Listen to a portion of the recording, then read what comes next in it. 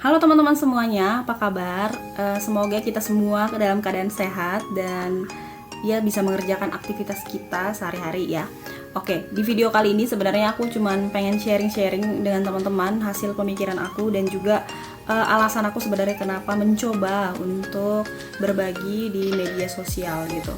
Itu semua berawal dari ketika di satu titik aku tuh bertanya-tanya dalam diriku sendiri ya gitu. Kenapa rasanya aku tuh nggak punya hobi yang produktif ya? Karena memang di waktu-waktu luang yang aku lakukan biasanya hobiku adalah membaca, nonton video gitu ya kan, nonton YouTube, nonton film atau nonton drama. Terus aku juga bersantai dengan baca novel misalnya atau baca komik gitu dan banyak hobi yang lain termasuk sharing atau curhat dengan orang lain. Tapi di titik itu aku bertanya dalam hatiku ya, sebenarnya kenapa aku ngerasa nggak puas gitu dengan hobi ini ya gitu. Karena aku ngelihat kok kayaknya hobi orang lain tuh seru gitu. Ada teman-teman yang hobi masak, ada yang hobi menyulam atau merajut ya. Ada yang hobi melukis, ada yang menggambar gitu. Ada yang hobi nulis atau hobi bikin video. Nah, pada saat itu akhirnya aku menyadari ya, ternyata dalam semua hobiku itu aku hanya berperan sebagai customer atau konsumen ya. Aku adalah konsumen dari karya orang lain. Aku adalah konsumen dari apa yang orang lain ciptakan. Dan aku sama sekali nggak punya karya. Bisa dibilang aku nggak bisa menghasilkan sesuatu dari hobiku.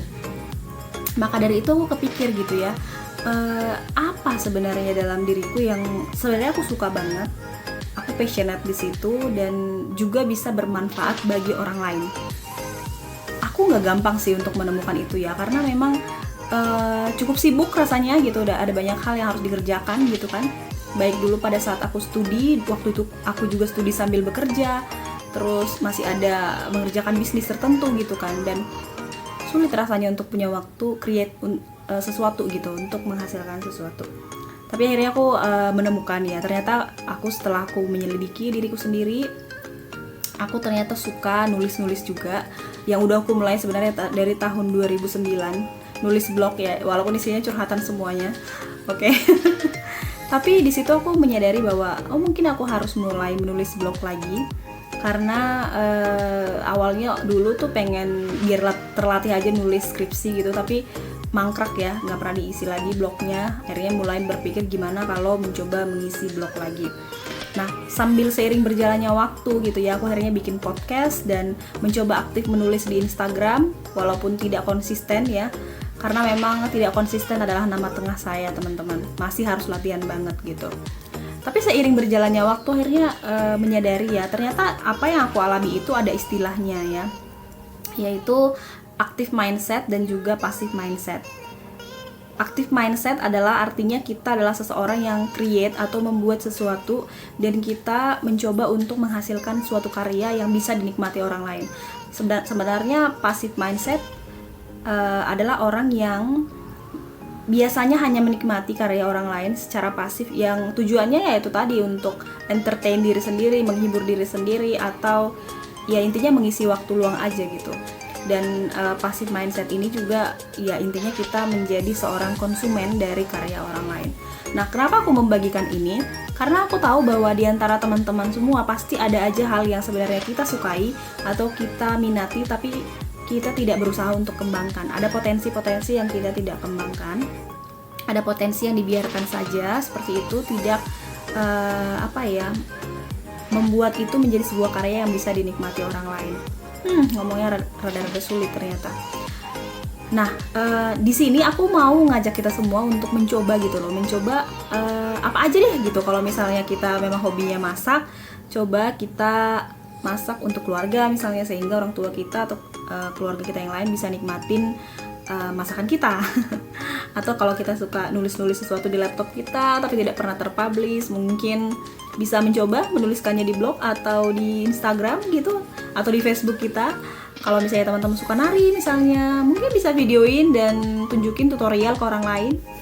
Atau kita suka merajut, kita bisa menghasilkan karya dari situ dan mungkin menjualnya, atau kita bisa kasih sebagai hadiah kepada saudara atau teman yang berulang tahun. Dan masih banyak lagi sih sebenarnya konteks yang bisa kita coba.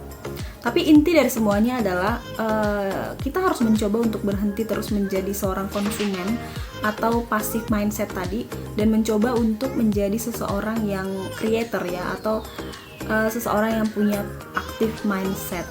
Ya harus nggak sih gitu? Sebenarnya ya nggak harus, tapi tentu akan jauh lebih efektif kalau kita dalam mengisi waktu-waktu ini mencoba untuk lebih produktif, mencoba untuk menghasilkan sesuatu.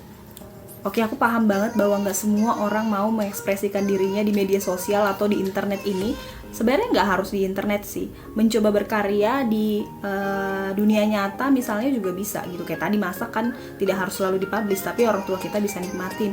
Merajut tidak hanya bisa dipublish, tapi juga orang tua kita bisa nikmatin. Tapi benar-benar perlu ditanyakan loh teman-teman, dan coba memeriksa diri kita gitu, apakah memang semua hobi-hobi yang aku punya selama ini hanyalah menikmati hasil karya orang lain dan aku hanyalah konsumen dan passive mindset, atau selama ini ada sesuatu yang aku lakukan yang sebenarnya menghasilkan sebuah karya juga, dan aku adalah creator dari sesuatu, dan aku punya active mindset gitu.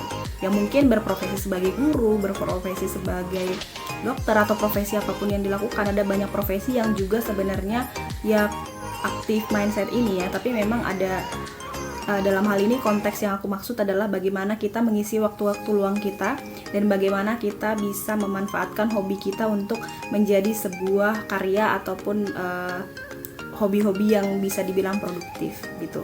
Di sini aku nggak sedang judgmental atau misalnya merasa bahwa semua orang harus produktif gitu. Semua kan kembali ke pilihan kita masing-masing. Cuma mungkin aku mengatakan ini, mana tahu ada teman-teman yang juga sedang bertanya-tanya selama ini kenapa merasa nggak produktif gitu, padahal banyak waktu luang. Kenapa merasa ada kegelisahan tertentu karena kok kayaknya nggak punya hobi gitu. Ini mungkin bisa jadi cara gitu loh, menyadari bahwa oke, mungkin seluruh hobi kita kita manfaatkan untuk mengkonsumsi saja karya-karya orang, tapi kita sendiri ya tidak pernah belajar untuk menciptakan sesuatu. Itu aja kali ya teman-teman. Terima kasih udah menonton. Bye bye.